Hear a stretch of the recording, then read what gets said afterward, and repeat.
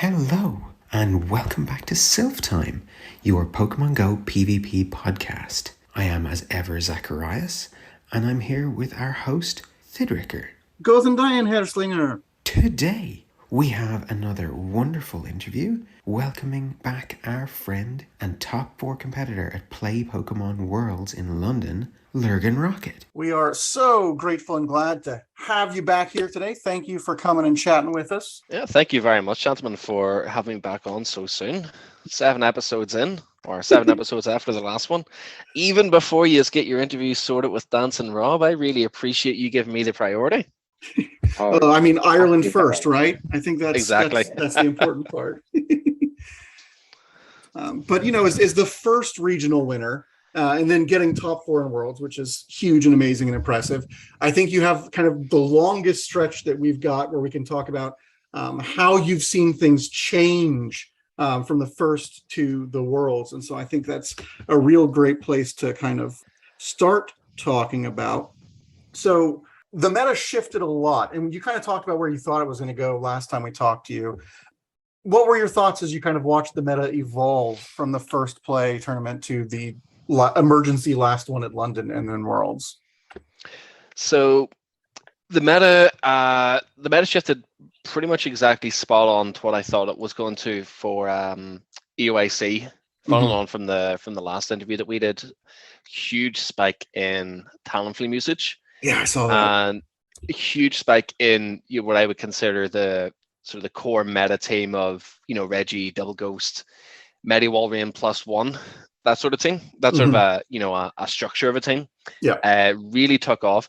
It took off massively after Kiang won in Indianapolis. Really paddled that team well. He used that core 5 plus Azumarill. Iomaro, the second place, same thing. I think there's a difference in their Walreins. I think Kiang had Shadow, Emerald didn't. But I think they both showed off that what we knew was going to be the core team even before Liverpool. They really showed it off well, and then we've seen so many people at different events qualifying with not exactly that same core 5 plus whatever they want their flex pick to be, but a lot of people qualified with 4 of those 5 plus 2 of their own picks, a signature pick or a very strong meta pick that was just outside of those core 5. We've seen absolute dominance before leading up to Worlds, not at Worlds stuff though. We've seen an absolute dominance of the Reggie plus Ghost as a core. Reggie plus Double Ghost then splintering from that. You even had some people that were running double steel Double Ghost or double steel single Ghost. But really, you could look at the usage data from the players that qualified, that won these regionals, placed top 2 at the regionals, or even top 4 internationals that all qualified for Worlds, and the number of them that did so with specifically Reggie plus Sableye, but you can expand that out to just the combination of Steel plus Ghost in their 6 was almost all of them, excluding the Japan qualifiers. It's funny to look back. I did an interview with the Telegraph where I'd mentioned something similar. It didn't end up in the print, but I mentioned something similar that amongst all the players that had qualified up to that point, again excluding the Japan qualifiers, myself, Stan, and 2 others up to that point hadn't used specifically Steel plus Ghost as a combination in R6. Past that core 5, we've seen, I thought it was a brilliant show. Rice and Dunebug 1 and 2 at the Milwaukee regionals, really showing off the Obstagoon very well. Yeah. It was a team. It was interesting. Dune played it really well in one match where his opponent only had a Medicham as the reliable answer into both Obstagoon and the Registeel. So he would just gladly lead the Registeel to play out the 0 versus a Medicham if they led the Medicham, because then it freed up that Obstagoon in the back. You have that prime Pokemon that you want your Medicham on. You have it right there in the lead in that Registeel, but you also need it for that other Pokemon in the back. And once Medicham beats them both, it can't beat them both at once. I thought it was a brilliant play. Yeah. It's a spin on what you would call like an ABA line in GBL, right. But it worked out so well in this format because you see what your opponent's team is, and I thought it was a brilliant strategy. They both played the Obstagoon incredibly well. Quite surprised that it took off. Quite surprised that it did as well as it did in that tournament. It was unexpected for me, because really I was just expecting a lot of people to try to cruise on, 4 of Reggie, Sableye, Javanant, Metacham, Walrein / Shadow Walrein. 4 of those 5, and then 2 of whatever the one. That's what I thought everyone was going to use after after Europe, after Frankfurt. I wonder how much the community days play into it. Popularity shifting and stuff. I don't know. Like in Worlds, I thought people were going to go different. I thought, again, that core 5, whatever term you want to use for the basic meta team. Yeah. I thought people weren't going to play that as much because it's too good, right? It's too expected. And I'm not surprised that not as many people played it. I think ItsAXN basically played that kind of a line. He just used the exact same team he won NAIC with, which fair enough. It's the last big tournament before Worlds. But leading up to I didn't know what to expect at Worlds itself in terms of quote unquote established meta for it. I did expect people to try to make more of a shift towards how I would kind of build a team around like a core breaker or a pair of Pokemon that core break the general meta, which we've seen a little bit with Venusaur. Expected a lot of Araquanid, which I haven't watched the LCQ yet. I don't know how many people used Araquanid on the stream, but I thought people would chance their arm at it. Leading up to Worlds, between NAIC and Worlds, I didn't really know what to expect at Worlds. I didn't expect Obstagoon at all. Didn't expect a single person to try to play the Obstruct Obstagoon, at least at Worlds. Maybe LCQ, someone would try their arm at it, but I didn't expect anyone to play Obstagoon at Worlds, not just because it's community day and you finally get your good IVs, which is great if there's any matchups that happens to affect. But what was it? Rice played it, and CrescentAngel played it, and obviously CrescentAngel finished 3rd, so fair play to him. He must have played it well in the other matches. Yeah, he didn't bring it out. He didn't bring it out against you or against Rob, so I didn't see his Obstagoon play in the matches that I was preparing for the interviews with you two. But I mean, obviously, he's clearly very good. Of course, easily, in my opinion, he had the best team of the tournament. It was such a well put together team. But in terms of how the meta developed, honestly, anticipation was couldn't tell you. I didn't have a ball day. So then, how did you come to the team you brought? Because I knew Cress was going to be there because Cress is your signature Pokemon. Despite them claiming that Shadow Kanto Ninetales was the first player using a signature, I was like, oh no, Cresselia has been for over a year. Lurgan's signature mon. If you know me, you know that I play Cresselia a lot. I knew Cresselia was going to come, but it's still a spicy pick. But I mean, I didn't see any other, at least again in the matches I was watching, Tapu, Diggersby, or Scrafty. And I know you lean Scrafty in yours as well, especially if you're expecting Steel Ghost, right? Scrafty is, I'm guessing that's how you came to Scrafty, but talk us through how you came to the team you brought, which was a fascinating team. So sorry, just real quick. It's Shadow Nidoqueen, regular Walrein, Cresselia, Scrafty, Diggersby, and Tapu Fini. Yeah, that's exactly it. So I team built for Worlds for maybe about 6 weeks leading up to it. I had built maybe about 9 or 10 teams in total, all different teams. Not 60 odd unique Pokemon, but functionally and the ideas behind them and the strategies behind them was about 9 or 10 different teams. Yeah. And over the course of the weeks, it was just trying to refine each of those teams, identifying the weaknesses in them, not just in terms of, I've completely forgotten about this one specific Pokemon that happens to, run train on 5 of my 6, can't use this team anymore. Right. It's more thinking of what are like cores of Pokemon that I think people can play that would be a huge issue for this team that limits my options of play just by them having these 2 or 3 Pokemon, let alone the other 3 or 4 Pokemon they may have. And so I whittled it down then over the weeks. I had 2 teams out. So I had basically, it's the Liverpool team, essentially, right? Liverpool team was the Shadow Nidoqueen, Shadow Walrein, the Cresselia, the Diggersby, the Scrafty, and was a Deoxys defense back then. the other one was an Araquanid team that I wanted to play myself because I think Araquanid's a fantastic mon. Pre-move updates now. But I thought it was a fantastic Pokemon for the Show 6 format, and it has a lot of really tricky matchups that I don't know if a lot of people would have known them that I could try to swing to my advantage. But I spent so long on the Araquanid team, so long trying to iron out the kinks, trying to get it just right.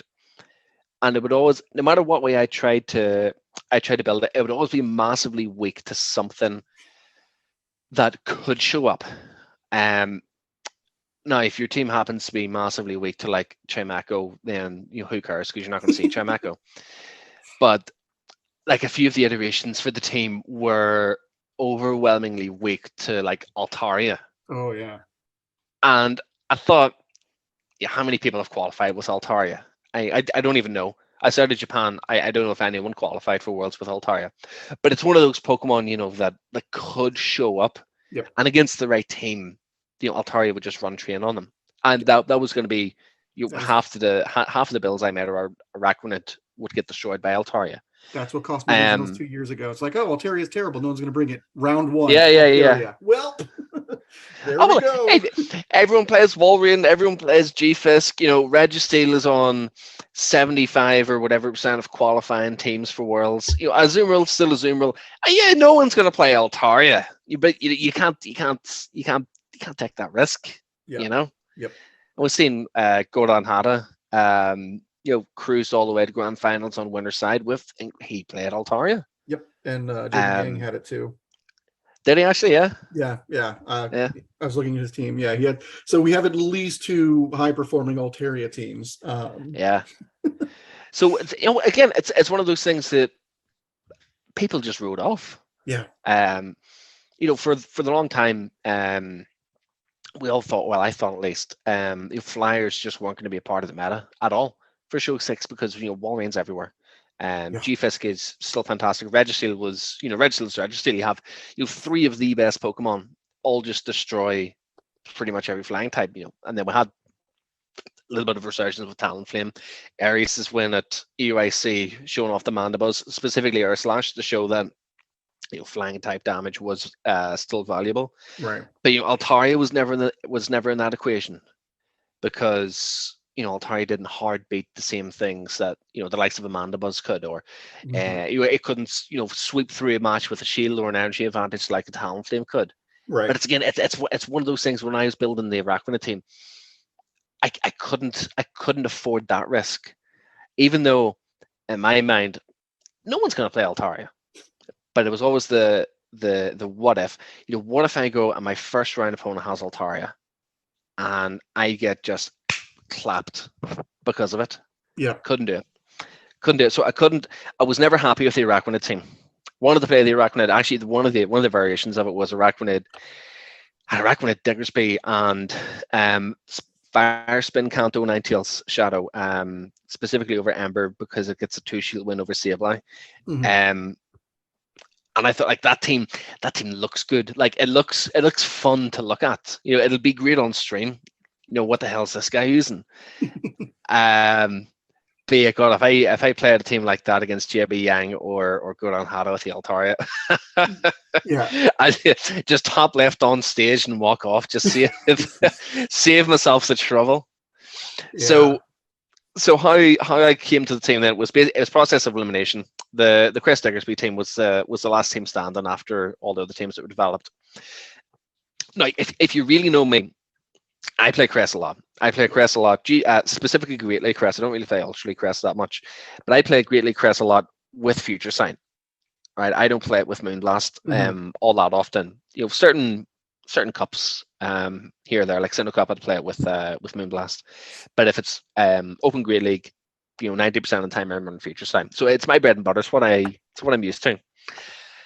And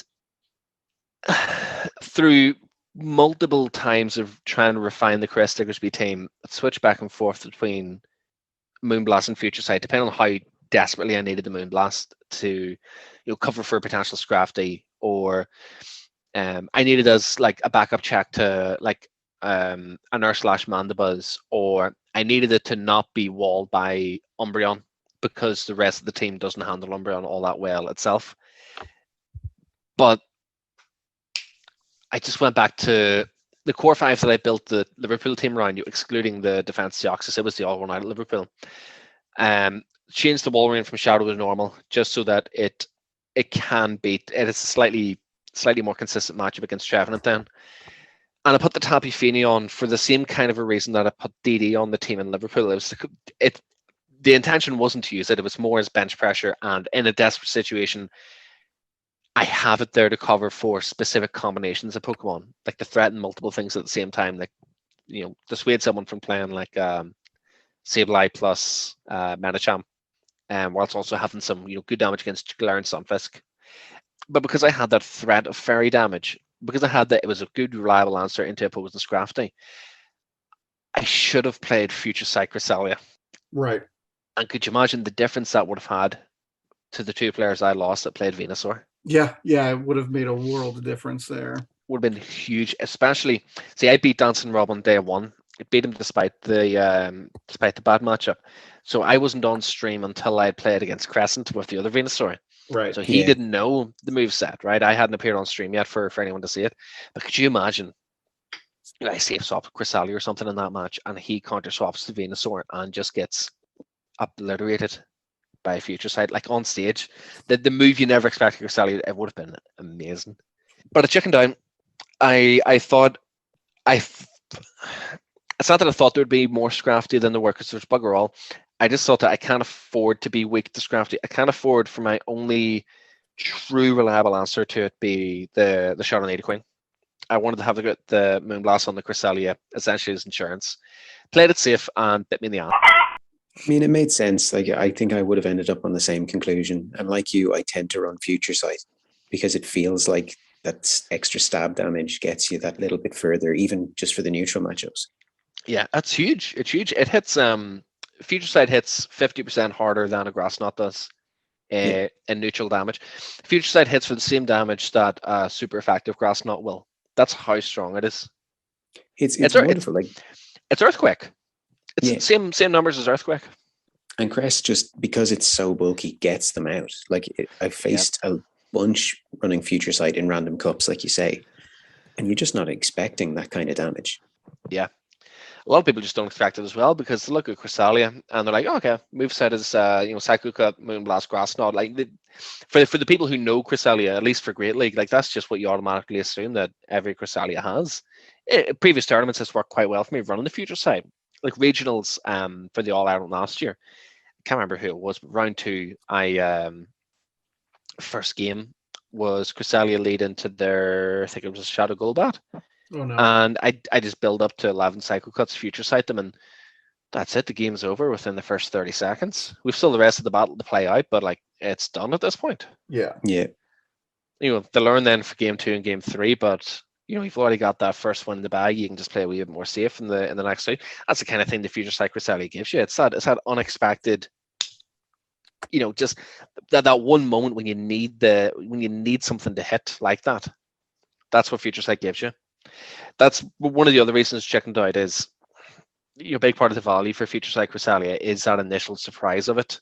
And as soon as you're on stream, that's gone. It's gone. Yeah. As soon as you show that Pokemon once, even if you don't use it, if it's on the stream itself, the surprise is gone. Yeah, and it's one of the things I didn't really like about granted, we're not open team sheet in these. You have to stream because viewers at home want to see everything. It's a spectator sport, but I'd have loved to be able to play Future Sight Cresselia and still have that surprise. Right. Yeah, for sure. So, I mean, you talked about these cores that everyone's running. Why did you shy away from Medicham, Sableye, Lickitungs, right? Because they were everywhere. Yeah. So, I'd like to play things that are a wee bit different. Not to say that I don't want to use the meta things because, I don't want to win with the boring standard stuff because it's too easy or whatever. I like using things that make people think. I like using things that people aren't comfortable with. I like using things that people have to play a bit more reactionary to, rather than they're able to plan that much well in advance, because they've practiced against Metachams and G-Fisks and like Tongues and Sableyes, and they know all their counts for that, and they know that they can safely no shield the first charge move and farm up to X amount. I want to play something that makes them think more likely they can make a bit of a mistake. As well as I prefer breaking the meta than playing the meta. I think that's, for me, it's always worked for me well in Silph. It's worked for me in GBL. It's how I built my teams, is essentially around trying to make good use of a core breaker. So it wasn't so much Crest. It was actually, for this format, up until these move changes, it was actually Diggersby really was, I think, the strongest pick in the team.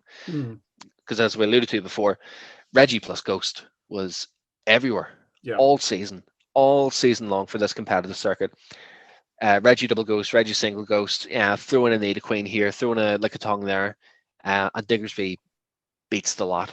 Yeah. And Diggersby gets almost perfectly supported by Cresselia. So, so yes, your staples of Metachams and G-Fisks, like Tongues and Sableyes and Azumarill and Registeels, they do the job. It's just not how I like to play. It's not how I've learned how to play. No, I mean, I'm with you. I won Forged Cup with Araquanid regular Farfetch'd core. No one was expecting it. No one knows what Farfetch does, but everyone was leaning Oranguru, and Farfetch crushes him, and he beats the waters. He's just like, no one's expecting that, and that it really gives a pause for it messing up what their planned lines are. Exactly. So that's the same kind of thing with when I think in building for the show 6 format, is you've got someone who's coming in who's 4 of their 6 Pokemon are Registeel, Sableye, Trevenant, and Nidoqueen, and they see the Diggersby on my team, and you see the look in their eyes whenever it happens. Their heart sinks a wee bit, like, how the hell am I going to beat this thing? You can't put a price on that. Like, that's worth minimum 2 team slots on your team of 6. Putting the fear of God into someone like that. Yeah. That's why I like playing the core breakers. It makes things more interesting. Because if you imagine, if all like top 50 or whatever day 1 and day 2 for the World Championships was itself, excluding the LCQ, if everyone played Reggie Double Ghost, Metacham, Walrein, Nidoqueen, be boring. Yep. Yeah. I agree completely. Okay. So we want to talk about your matches, the ones that were televised, so that we can or streamed, so we can watch them. I would like to hear about the ones that we didn't get to watch, because I think we're all sad that you versus Rice didn't get streamed. Yeah, that's crazy. So it was on. The reason why it wasn't streamed is because there were some quite severe delays with the LCQ, technical difficulties. In my opinion, it was an issue with the phones not being set up properly for the event itself. It wasn't an Niantic issue, and it wasn't an organization issue of the judges or anything. So just to make sure that we were going to keep the time for day 2, because it was a shorter stream as well. Yeah. I think they only had 2 of the matches from the first round of day 2 on stream, just to make sure that we, keep the schedule, just having to push everything too much, and allows a wee bit of wiggle room on production's end, in case things do go a wee bit of awry, they can catch up on themselves. But the matches versus Rice were phenomenal. They were brilliant games. So we played it on the tables. I'd say that we Go Hive, or the area for PokemonGo that they call it the Hive, and the Rice's phone was linked up to a TV that the individual spectating could sit down in this wee seating area beside us and watch it on the TV. Right. They didn't have my phone connected up to it. They only had one phone for each row of tables connected up. And I thought, like, someone sitting there should really be recording this. Someone, like, scuffed Azure Liverpool, over someone's shoulder kind of stream. Someone should really be recording this. Yeah. Because they were fantastic matches. Fantastic matches. Well, if you have recordings of them, the recordings exist, unless they've been deleted. The issue is, as far as I'm aware, they don't know who legally owns the rights to the videos.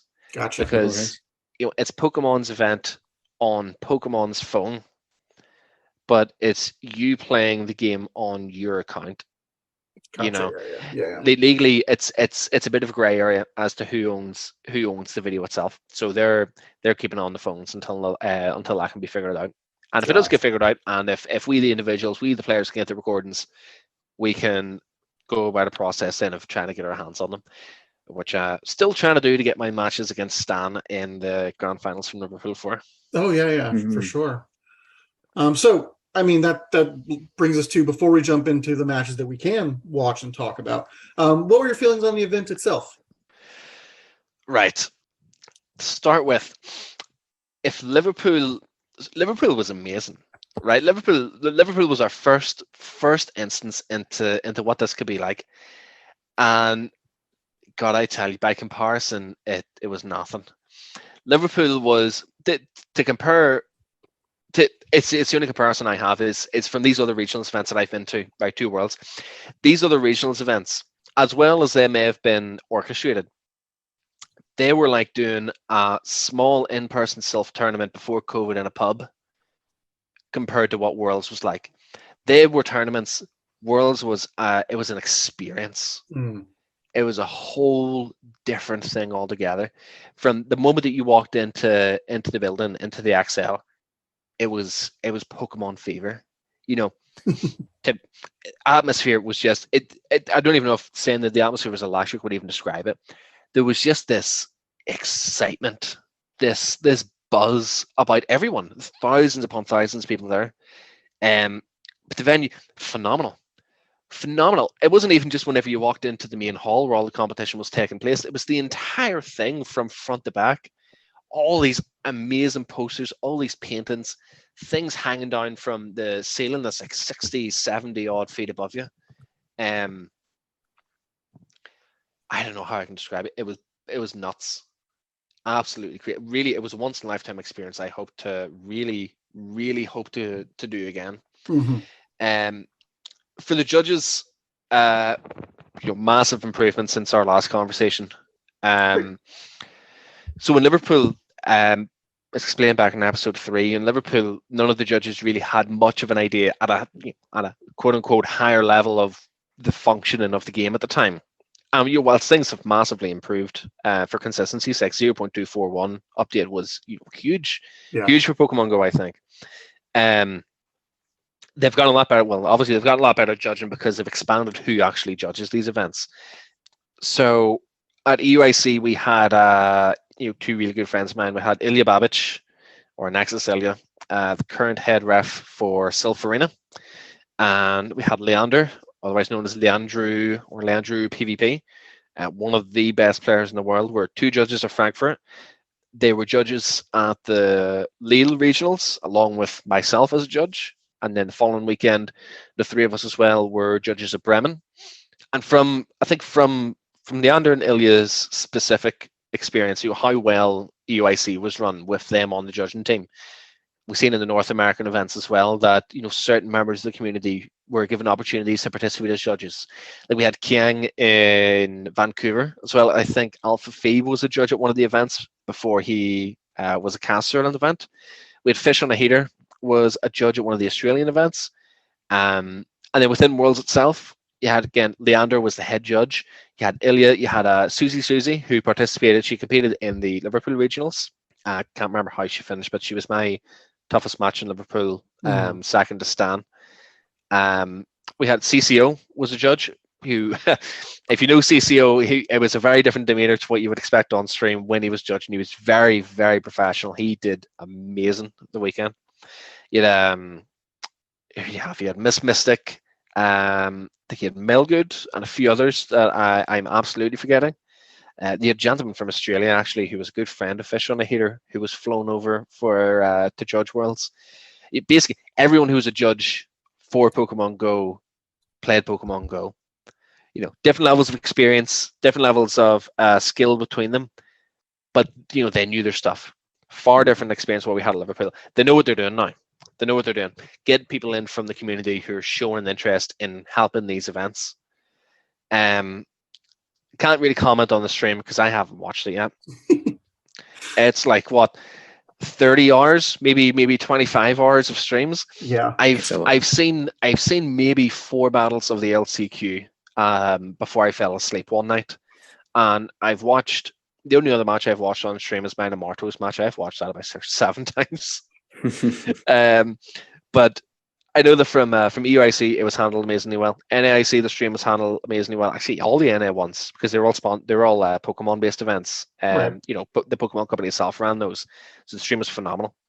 So I have no doubt that if the streams are the same as the matches that I spectated whilst I was there at Worlds, then I imagine the entire thing would have been fantastic, bar unforeseen breaks here or there, or the issues that we had for setting up the LCQ on day one of Worlds. Yeah, I mean, I will say as someone who watched the stream, they had great color casters who were good at filling time when technical issues happened. So you never felt like there was just dead space. They were very energetic and charismatic. The overlays and everything was super well done. So you never really felt like you were just slogging through dead time, waiting for the next match to start. So, from a viewer perspective, they did a really good job, and watching both teams or both matches simultaneously worked really well. So we're going to put those videos up here in a second to look through the matches that you had that were streamed. We're going to use our own audio because we're going to comment on it, but I will. Fair enough. Big kudos to all of them there. All of them really did a great job, I think. Yeah, hats off to the production team who ran that stream. Yes. I really imagine again, if the stream was the same thing that I watched when I was spectating the matches on the massive screens in the arena, it's exactly the quality that you expect of a Pokemon product at the World Championships. Yes, it was very professional. I mean that in the most encouraging way. It was sleek, it was smooth, it was very easy to see what was going on. The commentators knew what they were talking about, and so they were very good at kind of building up and hyping and all of that great stuff. So obviously we're going to watch the clips now. I recommend anyone who's got time, it's great to put on the background, watch the actual stream as well, because there's a lot of great insights, and hearing different opinions on it is kind of the best way to learn and grow too. But now I think it would be best, we want to get your opinion and thoughts going into these matches. And then while the matches are going on, we're going to look at your match winners bracket against CrescentAngel, and then your losers bracket matches against ItsAXN, MartoGalde, and DancingRob, which is going to be interesting since we're then going to interview DancingRob about the match. So I'm going to be really interested on what you all, and we're going to interview him before this goes live, so you won't know what the other person said, which is going to, so we're going to, really be interesting to see, like, I thought they were going to do this, and the other person's like, oh, they definitely expect this, and you all just like completely missed the other's plans and whatever. It's going to be great. So let's hop into that. CrescentAngel, end of the first day of the winners bracket. Talk us through your thoughts leading into it. So this is my third match of the tournament. I thankfully managed to get away through round one without having to play a battle. I played my teammate PokeSquark in round 2. I played DancingRob in round 3 and 1. And this is round 4, my third round.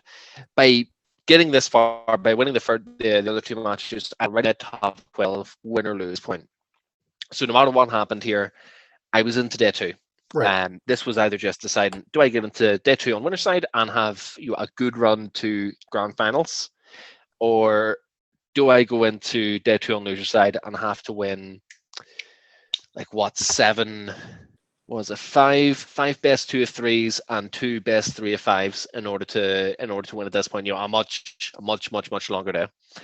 I hadn't scouted CrescentAngel's team ahead of time. I hadn't seen any of the matches on the stage. Hadn't seen anything yet, so didn't know anything about their team.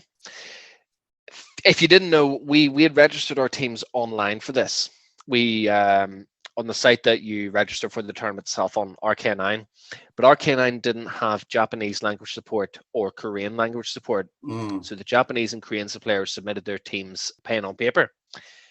So we couldn't see each other's teams leading up to this match. Even whenever we got on stage, it was a reason for a big delay in the stream of our match, is we didn't know each other's teams, right? So I didn't know what to expect going in. He didn't know what to expect going in, unless one of his friends, one of the individuals he had traveled with, knew English well enough to navigate RK9 to see my team ahead of time. So I was going in anyway thinking I've made day 2 at Worlds. That's bloody fantastic. I at least get to claim that. I get to claim I'm top 12 at Worlds no matter what. So looking at the teams, Venusaur is a huge problem for the team. It is the team's number 1 weakness because I'm not running the Future Side on Cresselia, I'm running Moonblast. So I have Shadow Nidoqueen as a check. I wouldn't call it the counter. It's probably my most reliable answer to the Venusaur. And then also have Walrein, just outpaces. You know, you're back then before most recent moveset updates, your 5-4, 5-4-4 icicles or part of snow to icicle spear, whereas they're 6-6-5 for Vine Whips to Frenzy Plants, right? Even if they safe swap the Venusaur, you counter swap the Walrein a little bit slow. You're still going to make the second icicle spear before they get to the second Frenzy Plant easily, right? But Crest can't stand up to it. Scrafty can't really stand up to it. Diggersby isn't the absolute worst, but it's not a win. Diggersby can't beat the Venusaur in any realistic scenario. And Tapu Fini, because I'm not running Ice Beam, just can't touch the Venusaur at all. So it's a huge problem. Now, thankfully, he doesn't have anything that can beat the combination of Nidoqueen plus Walrein, right? Yep. He's nothing that beats them as a core. Sableye is the closest that it gets. You know, beats the Nidoqueen, even energy, even shields. I can go toe-to-toe with the normal Walrein because I'm not running Shadow. Registeel, you could say Registeel is something similar, but it has to worry about the ground coverage from both of them. So I was thinking going into this match, basically I need to play Needle plus Walrein. Which one do I play in the lead? Which one do I play in the back? What do I play as the third? Because I need to cover that Venusaur as much as possible. For me, this was going to be pretty much I went through RPS, which is worst case scenario for me. It's not how I want to build my teams. I build my teams to give me as many options as possible whilst limiting my opponent's team's options as much as possible so that their best win chances are RPS. And this is, you know, I'm in the reverse situation. You know, his team just matches up just because of the Venusaur. The team matches up so well against me. So I was very nervous going into it. Very, very, very nervous going into this. I didn't fancy my chances because CrescentAngel has more options than I do. Right. That's great analysis, great preview. So let's jump in to the match here. We'll start with game 1, which begins with you leading Nidoqueen, him leading Venusaur. You have Scrafty Walrein in the back. He has Swampert Registeel in the back. So we were sitting on that stage for about 10 minutes.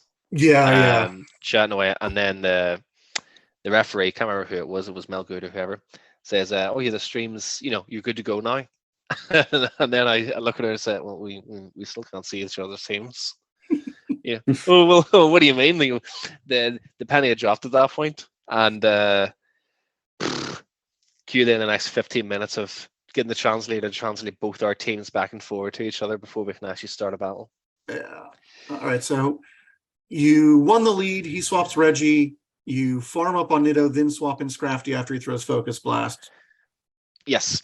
So the idea was, if he's leading the Venusaur, what's he going to have in the back then to the Nidoqueen? What would he have back? What do we have in the back even to the Walrein? So I thought he's got to have the Swampert no matter what, because it's his best answer into the Nidoqueen. And you know, if he's running there, he's clearly by his team. He's running the Earthquake. He doesn't need the sludge wave coverage on the Swampert. With the Earthquake, you know, puts a massive dent into the Walrein. You know, thankfully, again, I'm non-shadow, so I farm up because he swaps to the Registeel. I know that I can 1-0 with the Scrafty anyway, even taking the Zap Cannon baited if I shield it. And I'm just thinking that the energy in the Nidoqueen is going to be more valuable for the end game anyway. And this is all I need the Scrafty for. I can write Scrafty off because it doesn't have to face the Venusaur then. But he makes a really good player there in catching that bloody power punch. So my thought process was, again, playing Nidoqueen Walrein. I don't even know why I have the Scrafty. If I have the Scrafty, maybe just to cover specifically for the Registeel swap, but I completely, like, I misplayed this, but like we're watching this, God knows how many times played, but I massively misplayed this battle, like big time. I lose that battle in 2 different ways. He gets a catch on me, which, like, not to toot my own horn, and it is it is hard to it's hard to catch against me, Yeah. because the way I've been playing the game for years now is the way most people want to try to play the game now with their optimal fast move timing, and because snakes are guaranteed, I will almost always wait to watch my opponent's fast move animation before I throw a charge move if they have their switch available. Just in case. Mhm. It's a habit that I've been practicing for ages now. Because previously before 0.241, I just operated under the pretense I'm never going to sneak and my opponent's always going to sneak, and that's how I'm going to base my strategies. I've been doing that, waiting for the opponent's fast move to start for so long now that it's just part of my game. And I'm not really cool as a cucumber at these events. But something about this match, because of how bad the matchup was, I was nervous. This is the only match in the entire week that I was nervous about. Mm. And he gets a catch against me. We go on to see later that Crescent is bloody phenomenal at making these absolute perfect timing catches anyway. So hats off to him. Yeah, for sure. But I threw that match hard. Game 2. All right, here's game 2. We've got you're leading Nidoqueen into Swampert. Nidoqueen into Swampert. So That is bad. I'm thinking here, if he's leading the Swampert, he doesn't have the Venusaur in the back. Because whilst he can lead the Venusaur and have Swampert in the back, in the event that I lead Walrein, that he still has Swampert potentially shields down as a closer hits the Earthquake on a slightly weakened Walrein. But I'm thinking if he's got the Swampert in the lead, and because I'm non-Shadow Walrein, because it's a much more consistent matchup against the Swampert, there's no way he'll afford having Venusaur in the back. Because it's not that he's necessarily, hard ABA weak to the Walrein, but Walrein can do massive damage to both at the same time in the same battle in that position. That I didn't think he would have it. I didn't think he'd bring it at all. Honest to God, I thought he would have some combination of the Registeel, the A9, and the Obstagoon here in this match. Mm. Obviously, we don't know what you said he has in the Obstagoon. He's got, I imagine everyone's running nice cross shot, but I really thought it'd be A9 plus Reggie, or I don't know, maybe even Sableye plus Reggie. I thought Reggie for sure would be here. Probably likely the A9's there. Yeah. So my Walrein is quite a funny IV spread. I fortunately still make the Earthquake in that situation, but CrescentAngel's A9 is good enough to live that Earthquake anyway. Some A9s aren't. If it's a Hatch IV A9 will actually get KO'd by the Earthquake in that situation. I love your laugh there when the Venusaur comes in against Tappy. You're just like, well, that's all you can do. Yeah, all you can do. It happens. You can't get mad at it. It's the game. Yep. So my mistake here, but despite being in this situation, my mistake is actually shielding that frenzy plan. I shield it because, why not? I've got 2 shields. I may as well drag this out and see what can happen. My big mistake here is when the N9 farms down the Walrein, I should have brought in the Tapu Fini just to take all the damage from the N9 onto the Tapu Fini. Because then I can play Shield Advantage, Shadow Nidoqueen. He still has a Swampert. Swampert is 1 shot. But I can play Shield Advantage, Shadow Nidoqueen against 1 shield Swampert plus ends up being the Venusaur in the back that I wasn't expecting. But I had play. Yeah. I had play. It would have required a bait. It would take the weather ball, take the side shock, whatever the N9 throws onto the Tapu Fini. Swap immediately then to the Nidoqueen to get 2. Probably the HP it had probably 2 poison jabs, maybe 1 poison jab. But anyway, even down to shield the Swampert, then if it comes back in, I get to play Shield Advantage game. They're 1 mud shot, so they need how many to get 3? 14. They need 13. I'm on 1.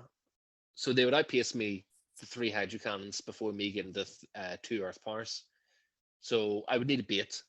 Bait is what, 13, so probably CMP actually on the last one. So they probably won it anyway, just because I had Swampert on to the Nidoqueen. But yeah, I had some potential there. Yeah. But I thought in the situation, I've just gotten RPS. All I can do is laugh at it. Make light of it for the stream, because again, I've made dead 2. I've made exactly. You go, oh wow, that's I've made it this far. I've made it to this high level of competition, and this is literally the first time I've lost because of RPS. So be it. Yep.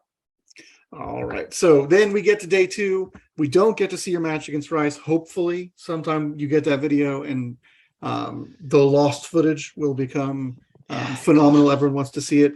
So we start Fingers off. crossed. Yeah, we start off with you against ItsAXN. Start us off. AXN's running Lickitung, Shadow Walrein, Shadow Nido, Sableye, Swampert, Metacham. What are your thoughts going into this? So, thoughts going into this. Whenever I have someone's team, usually the first thing I look at is how good is Cresselia, right? So here we have 2 super hard, super positive matchups in the Metacham and Swampert. Specifically because it's non-Shadow Swampert, it's a lot easier for the Cresselia to handle. Because you can take a wee bit of damage and still take 2 Hydro Cannons unshielded, still make 2 Grass Knots. Mm-hmm. Right? It does beat Walrein in the 0s and the 1s, but Shadow Walrein can potentially win the 1, I think, if it hits an Earthquake. Shadow Walrein will win the 2s against Cresselia, even against my IV Cresselia, but I can't recall if it does that straight Icicle Spear or again if it needs to hit an Earthquake. And then you have the Nidoqueen, which is a funny matchup against Grass Knot Cresselia. It can go either way, but if he's smart with the Nidoqueen, he can just power through the Cresselia. However, it is a matchup I will gladly play out anyway. So Nice. I then look, okay, well, Cresselia looks good. How good I need something then obviously to answer the Lickitung and the Sableye. So, 2 main answers that are the Scrafty and the Diggersby. So how good do they look? So Diggersby gets 3, it gets the Lickitung, it gets the Sableye, it gets the Nidoqueen. Scrafty gets 3, maybe 4-ish between the Lickitung, the Walrein, the Sableye, and the Swampert. So okay, I can play Cresselia plus, Scrafty or the Lickitung in the backline. Shadow Nidoqueen, mine looks really good against him. He has the Sableye as a counter switch option. It is not 100% reliable depending on how slow he switches in. But because he has specifically normal Swampert, I can't just throw the Nidoqueen in anywhere. Now, if it was Shadow Swampert, I can gladly play the Shadow Nidoqueen anywhere because I can just 2-shield through it if I really needed to. When I was looking at the team, I thought, well, like Tappy Fini kind of pulls his shield off everything there, but the Lickitung, it has play. But it doesn't beat anything convincingly enough to make me want to bring it. So didn't bother. Wasn't worth it. So I thought I'm gonna bring the Cresselia. I don't really expect him to play the Swampert all that much because he's only really got the Diggersby as the big target. Because maybe I don't play the Shadow Nidoqueen because he has his own Shadow Nidoqueen, he has the Sableye, he has the Walrein, he has the Swampert. Which to me is the kind of situation that you do play the Shadow Nidoqueen in because they're obviously thinking you're not going to play it because they've got such a good team against it. They're obviously then going to play Metacham and Lickitung together every battle, so then you just shove Shadow Nidoqueen down your throat. Which is right. It's what I like to do, and kind of worked out. All right, so let's see it working out. So we got some great matches here, yeah. And we got 3 full games here, so we got some good stuff. So this is the one instance that I will ever make a call on what someone has in the lead, because if someone has a Lickitung, they don't really know what to do. They're going to play a Lickitung in the lead and cross their fingers and hope for the best. So that's the only reason I lead this craft either. I do make a mistake in switching in so slow with the Cresselia here, because I wasn't really expecting him to play the Swampert behind the Lickitung. I knew that if he's got the Lickitung in the lead, then he absolutely has the Nidoqueen in the back, right? Yeah. So how am I going to handle the Nidoqueen with between my Scrafty and my own Nidoqueen? If I swapped in sooner, I can much more easily handle the Swampert, but because I swapped in so slow, I have to shield that 3rd Hydro Cannon, and that ends up being my undoing here. Because you're going to see at the end of the match, you'll still have the Scrafty against the Lickitung. That's great, but it was a hair's breadth. Like I was watching this live actually. I woke up at 5 a.m, and I was like, oh, it's starting, great, because I'm obviously in the U.S. and I was so shocked you did, because this first match is going to just comes down to a hair, even still with your slow swap like you're talking about. And I think yes, if you'd swap, obviously in hindsight, if you'd swapped faster, that would have made all the difference in the world. But it was still just one fast move away. I was thinking, just because whenever you switch that Swampert, I'm just trying to think, how am I going to handle the Nidoqueen in the back that he obviously has now? Yeah. But I'm tapping away, with the Scrafty anyway. I'm not swapping out the Cresselia because I'm trying to decide, do I need the Cresselia for the Nidoqueen? Do I stay in with Scrafty here against the Swampert? Go down shield advantage with it so that I can play my Nidoqueen into the Lickitung and I can play Cresselia into their Nidoqueen. But I'm trying to think of that within a second to 2 seconds to try and figure out what's the best way to do it. Yeah, and every half a second counts there for energy. So yeah, so I end up having to go down the shield of the Swampert, which means he gets to play the even shield shot on Nidoqueen. He swaps into it first. He's 3 turns advantage over my own Nidoqueen. So then it just comes down to a bait call whenever he goes out of power. Yeah. So fair play. He leads Lickitung into my Scrafty and he wins. All right, so we're getting ready. This match, you are going to lead Cresselia into his Lickitung. So. Yes. I see that he has Lickitung, and I'm thinking, okay, he's not going to try having the Swampert in the back again behind the Lickitung. Again, because it's risky if I lead the Scrafty because I can just 2-shield through the Swampert if needs to be, but I didn't do that in game 1. I'm thinking if he leads the Lickitung, he's obviously going to have the Nidoqueen in the back, and I'm thinking because he's 1-0 up, he can afford to play super safe, so he can just go for Lickitung, Medicham, and Nidoqueen, which is exactly what he ends up having here. So calling that, I can safely safe swap in the Nidoqueen because then I have energy advantage over his Nidoqueen, and he can't swap it in. I give up the 1-to-1 shield there just so that I can farm down with the Cresselia. Just so I can threaten some good consistent damage against the Lickitung coming in. But because I swapped out to the Nidoqueen and his response was the Medicham. His response to Medicham down energy, but I've eaten the charge move, I've eaten the body slam already on from the Lickitung. And because I know then he has to have the Nidoqueen in the back and I have my Diggersby, then I know it's game over at that point. When I was like, oh no, Diggersby versus Lickitung Nidoqueen, there's just no play. Yeah. Even here, I have no point in shielding this. Yeah, because you're just so far ahead on Crest and you have a shield. Anyway. Yeah. I just get to play shield advantage Crest. No, I don't think I showed Moonblast up until this point. Although I did play it against Crescent, but at the time I had thought maybe I hadn't played Cresselia on stream. I thought maybe I hadn't at least used the second charge move. Maybe people haven't noticed it. So that's why I just showed the double grass knot. Maybe that's what a KO there anyway. But I thought I'll just keep it a wee secret for a bit longer just in case I need to. Yeah, I remember they're like, Moonblast does it here. It's like, oh, apparently he's going for double grass knot. I think Moonblast would have done it. And it's like, oh, no, he's trying to hide moves. I got it. Like maybe, I get a situation in game 3 here where I can build up and beat a future side with a grass knot against like the Nidoqueen, for example. We've got game 3 coming in here. Great win game 2, even with a quote-unquote lost lead. Crest isn't a hard lost lead, but those licks add up a lot. But Diggersby in the back with no Swampert, and once you cleared Medicham was just great. So you're going to lead Crest again, and he's going to lead Medicham, which is not the matchup. He wants him in. Oh no, I just looked at his back line, and what your back line is. So my reason here is I'm just going to play the Crest again in the league because I think it's quite safe. It's not that I don't expect him to play Lickitung lead because he's played it twice now. It's just that I think it gives me the most options. Yep. Very simply, I'm going to play the Diggersby here as a safe swap if needs be, because I don't really expect him to play Wolverine into me at this point. But it means that I get the bait out to Medicham, it means then I have the Scrafty in the back. So even if I have to get Scrafty in the Queen for like end game, if I have shield advantage, then I can put in some work with it. Yeah. And then I can carry shield advantage back into Cresselia versus Lickitung if it was a lead matchup, worst case scenario. But you feel so good when they've got Sableye, Nidoqueen, and you've got Diggersby. Yeah. You can't complain, can you? No, so this is actually really interesting.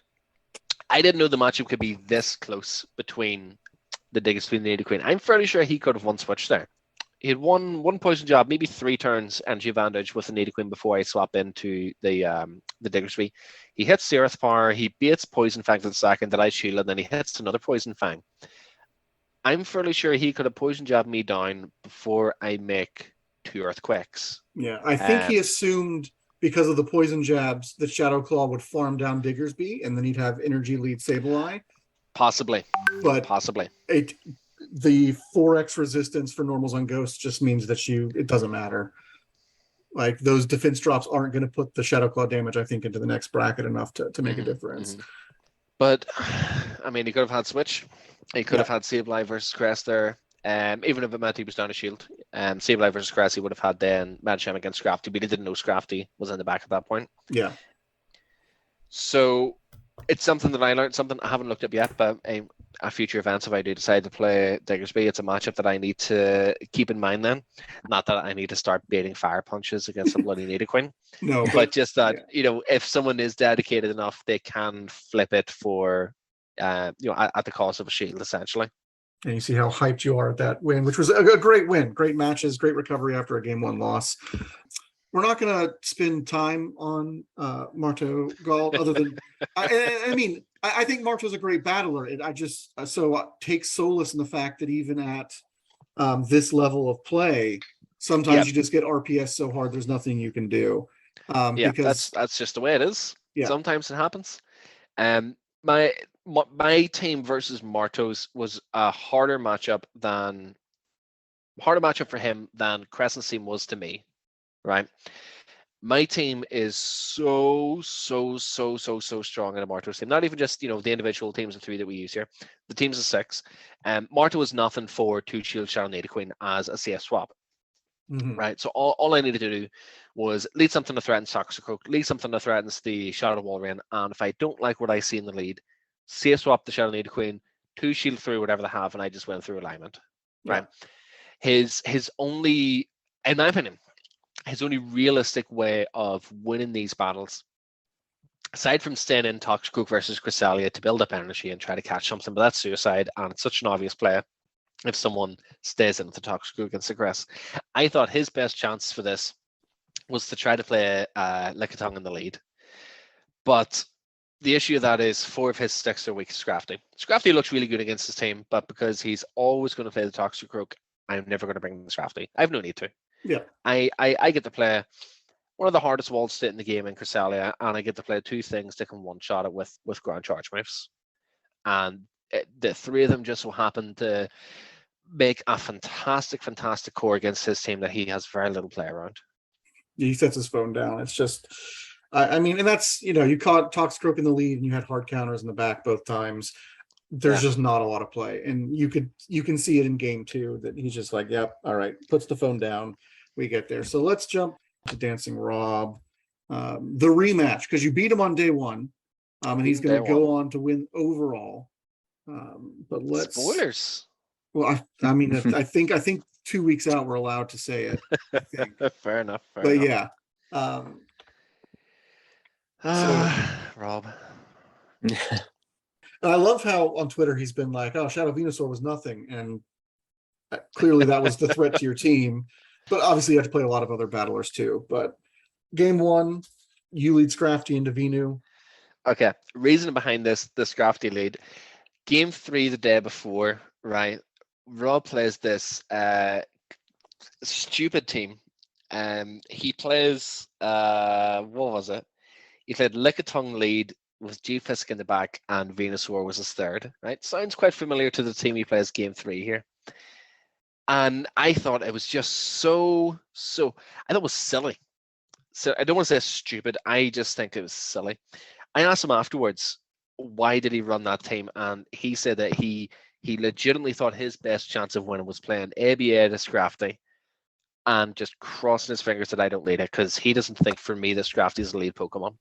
So game 1 here, I think, right, if that was his mindset the day before, maybe he's going to be cheeky, maybe he's going to play the same team. I'm just going to lead Scrafty here for a match, which is a terrible lead into his team. Like, he was perfectly right for game 3 yesterday. Scrafty's not a lead for my team against him, unless I'm just trying to hard call the lead, which I don't want to do. So he catches me off guard, catches me with the pants down, with Scrafty's pants down essentially around his ankles. He has the Venusaur into it, and then that's just it. It's not RPS to win, but he has all his eggs in the right order. Yeah. There was nothing I could do there. Game 1. Yeah. And so game 2, you are going to lead Nidoqueen into his Lickitung. Yes. So Nidoqueen is my single safest Pokemon to play against him. I am going to play Nidoqueen every single battle, pretty much no matter what. aside from the Shadow Swampert, he has nothing head to head that can really 100% of the time beat the Nidoqueen. Because even the G-Fisk we can play around with Beast and Shields and everything else. Yeah. Now, some people have pointed out that I play out this matchup wrong, and I do agree that I play out this matchup wrong. Probably what you meant to do is Poison Fang immediately, shield once against the Lickitung, and then you can farm all the way down. But my Shadow Nidoqueen doesn't make a bulk point against Lickitung's Lick. Gotcha. And so I think trying to play it out that way that I actually lose. So that's why I go for the damage with the Earth Power first, usually, and then swap out to take the Lickitung's energy on something else and come in with the Nidoqueen afterwards. So he brings in the Manisham. I farm up with the Nidoqueen, swap out to the Cresselia as a hard wall. I threw the Grass Knot there instead of taking another Psychic. I probably could have just Psycho Cut all the way down there. Yes, I come out with less HP, but I come out with 50 more energy then to come into the Lickitung. Right. But I'm thinking, like, if he's leading the, like, if he knows I'm not going to lead Scrafty, if he's leading the Lickitung as like the answer to Cresselia, because he's thinking I'm going to play the Cresselia no matter what because it's me. That if he's leading the Lickitung again, he's bringing the Madisham into my Nidoqueen swap because Nidoqueen has energy advantage. He might have Swampert in the back then. And so I want to actually save a little bit of HP. I want to save a little bit of energy on the Cresselia. Even if it means it's near dead, I want to have something left on it just in case I need it. And then lo and behold, we have Swampert in the third there. Yeah, but beautiful. Able to clean it up anyway. All right, so here we are, game 3, everything on the line.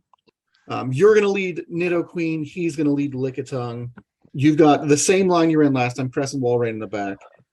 He is going to, I guess, the large adjustment here with Stunfisk and Venusaur in the back. So it's going to flip it. So I'll let you.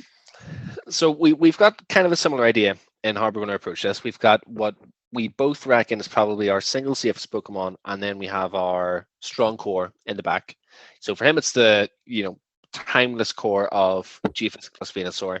And for me, I've got Cresselia plus Walrein, which beats the entire team, right?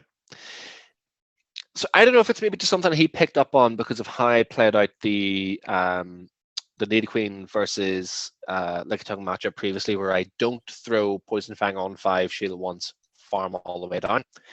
That he decides to play the Lickitung in the lead instead of the G-Fisk, because I think the G-Fisk is super, super safe into me.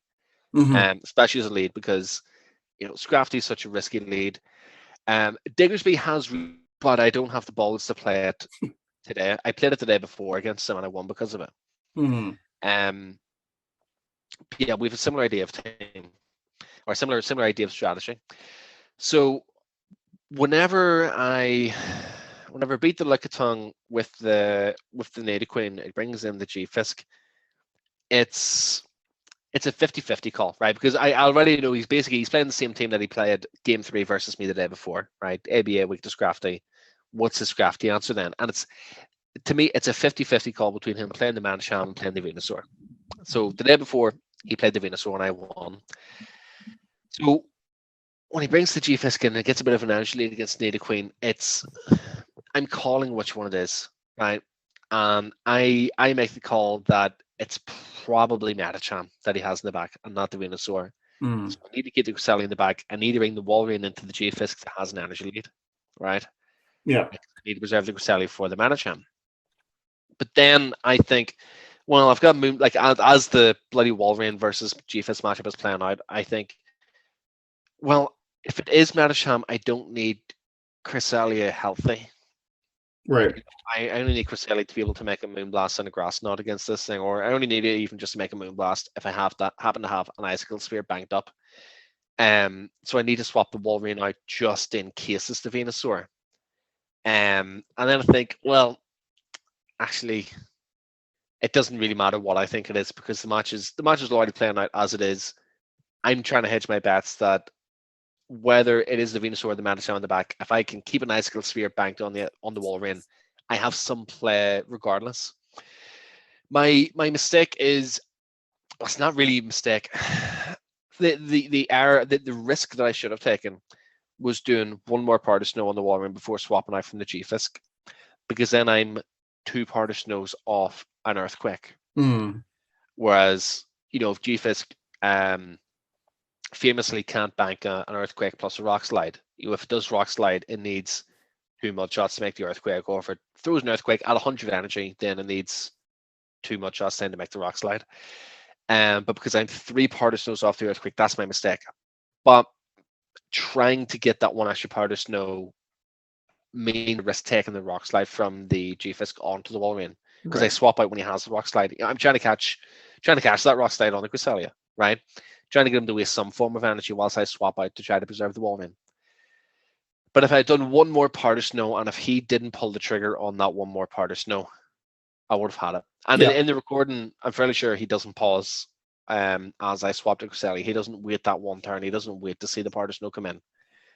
I could have taken a bit more of a risk. Obviously, could have made the better call that he had the Venusaur in the back, but is what it is. If it wasn't me, had to be him.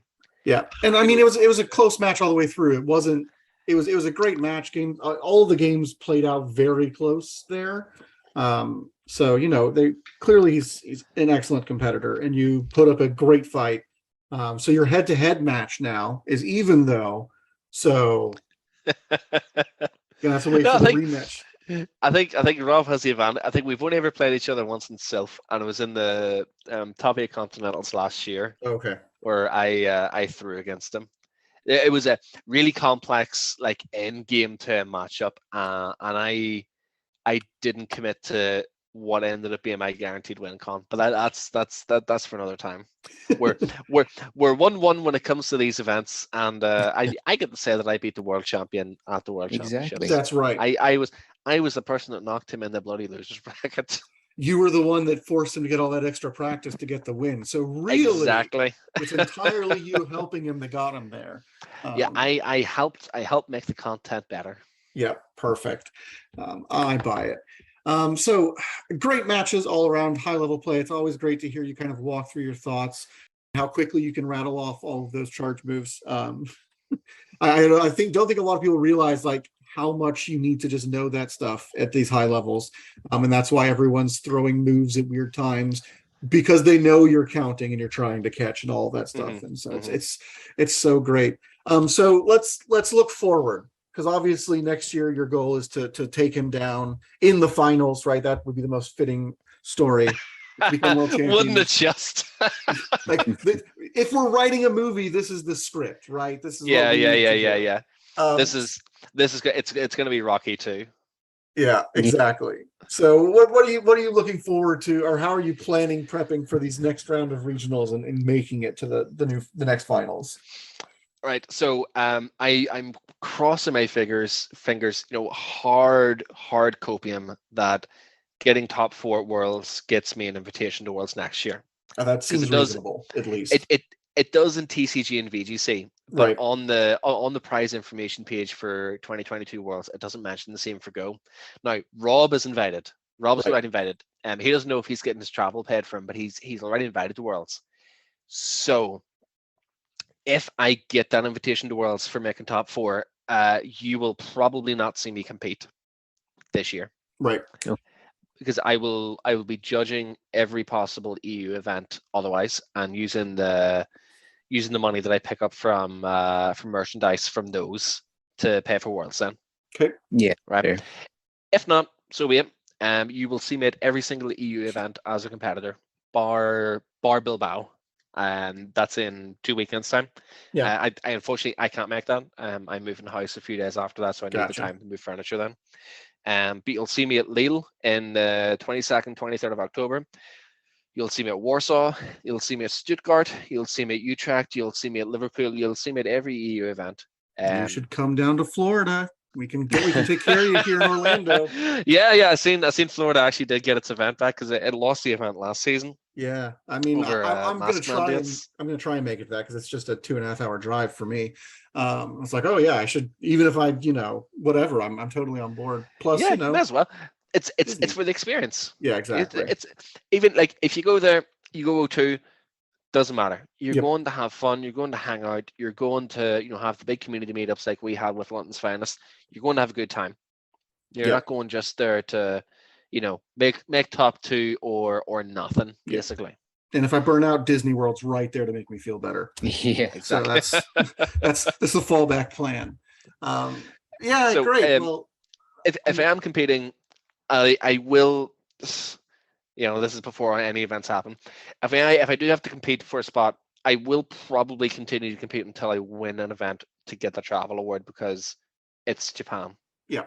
I haven't priced flights for August, but they were too far in advance whenever I looked them up before. mhm. But going anywhere near the summer for return for where I'd be flying out of Dublin, Yeah. is like 1,300 quid. Right, Before yeah, yeah. accommodation, and that's before August. That's before getting into the summer. I easily expect it to be flipping near $3,000 all in for flights and Yeah, accommodation. for sure. Yeah, that makes sense. All right. Well, I mean, that's great. So let's end with something a little more immediate. How do you feel about the new season move updates and changes? Bloody fantastic. A lot of things got a lot of love. Double kick's huge. Yeah. Now I wish I had it. Unfortunately I gave all of my lovely fluffy wooloo from last year to the professor to mind. Not thinking that it's going to be a ratata kind of thing, that it's Yeah. going to spawn everywhere for a year, and lo and behold, we haven't seen it for over 12 months at this point. 31st of August last year, I think, is when it last it last spawned. So I do not have a Great League dub wool. I would very much like a Great League dub wool. It would fit the exact modifications that I want to make to my normal Great League GBL team too. Mhm. But I don't have it. I think it's great. The nerfed icicle sphere for Walrein. To be honest, I think it's too much. I think a damage nerf would have been more fair. Mm. The fact that it's 10 turns to every single icicle spear, it's 5 partition nose, it loses so much of its usability. It can't build up to 100 energy to have both an earthquake and an icicle spear to force like a 50-50 man game for shield baits. Right. Trevenant had play against it before, but Trevenant has a bit more leeway in play against Walrein now, especially against Shadow Walrein. Mm. Now I know ItsAXN's posted out that it consistently loses to Shadow Nidoqueen in the 1s and the 2s, but I think it did that anyway. It definitely did that anyway as Shadow. But I think even normal Walrein now can lose the 1s and the 2s against a Shadow Nidoqueen, just because it's just that one partition nose slower to the second icicle spear. Registeel Zap Cannon nerf, ridiculous. Should have been nerfed a lot more. Yeah, I'm still running Registeel, and I'm like, I don't even feel the nerf. Like, it's nothing. I played a match before we started recording. I had my Surf Etched against the Registeel, and they get to the Zap Cannon, and I'm thinking like, oh well, the Night Slashes aren't going to threaten the KO of the Trevenant that's coming in for the HP that it was at. And it doesn't get the attack debuff. I thought, what? How am I so fortunate to avoid this? The 1 in 3 chance, and I get to avoid the attack debuff. Yeah. Like really, Zap Cannon, 80 energy, 150 damage. The coverage it provides, especially for Great League, it doesn't need the attack drop. Yeah. It nerfs Porygon Z, Magnezone, Magneton and Zapdos suffer from not having it for the very rare instances that you would ever see those Pokemon, and rare still that even run Zap Cannon. Bar Porygon Z, because it was a staple on him. Really, Zap Cannon is Registeel, right? It's what you associate Zap Cannon with. Are you saying Excelgor is not a meta Pokemon? Wait a minute. Excelgor in Open Great League is there's better bug types, we'll say. Yeah. The attack debuff needs to go, really. Yeah, I don't think like keep the attack debuff, drop the damage a lot, bring it down to maybe 120, 130 damage, but keep the 100% attack debuff. But you can't keep it at the same damage that it has now and drop it only to 2/3 chance, because you could play at matches and get the debuff every single time, and it's basically like the nerf never happened. Yeah. I hope to see more interesting changes going forward. I hope that we don't have to wait another bloody year to get substantial changes like this again. Yeah. I would like to see them, even if it means that there's a bit of a meta shake-up, mid-competitive, mid-play Pokemon season for Pokemon Go, every 3 months, so be it. Keep the game interesting that way. I agree, for sure. All right. Well, thank you so much. We always appreciate having you. It's always a blast because we don't have to say anything. You've got so many great thoughts to just, talk over, and everyone, as the metrics show, everyone really enjoys your interviews. So we're excited about that. We appreciate you taking time out of your schedule to come and chat with us. Yeah, no problem. More than happy to. Because we've been playing Silph for years.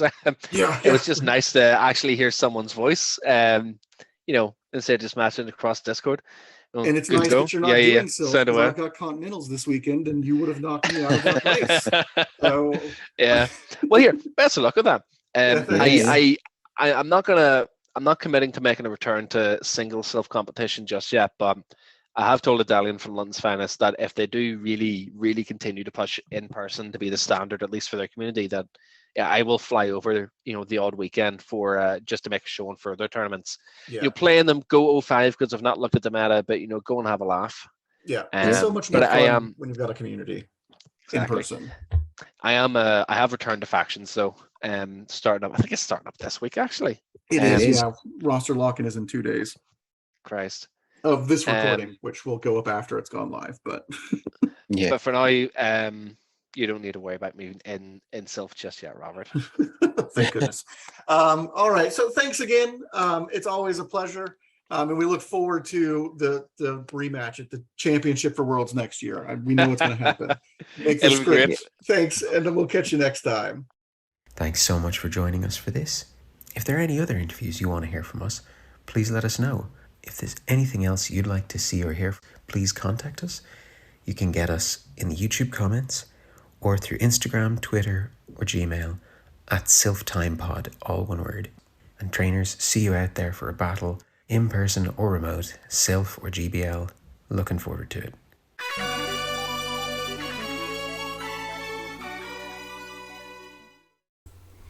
Hey you. Yeah, you. You liked this video, right? We had a good time. Make sure you click that like button and that subscribe. It lets us know what content you're appreciating. So it helps us keep creating the quality you're looking for. Thanks so much.